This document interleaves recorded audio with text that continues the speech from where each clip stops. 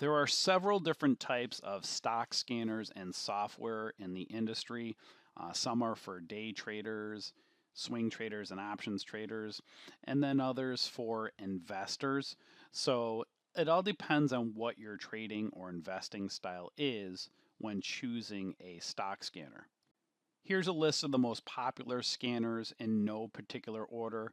Three of the most popular or most well-known ones are Trade Ideas, FinViz, and Bar Chart.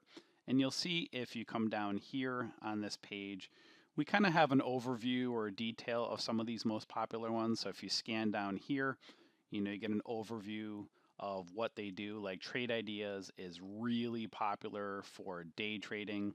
And then, FinViz is a really popular browser-based scanner. It can be used for day trading and swing trading.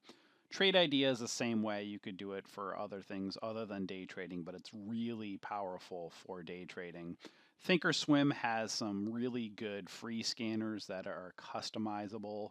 TrendSpider has them as well. TrendSpider is more of an automated technical analysis tool for charting, but they also offer scanners.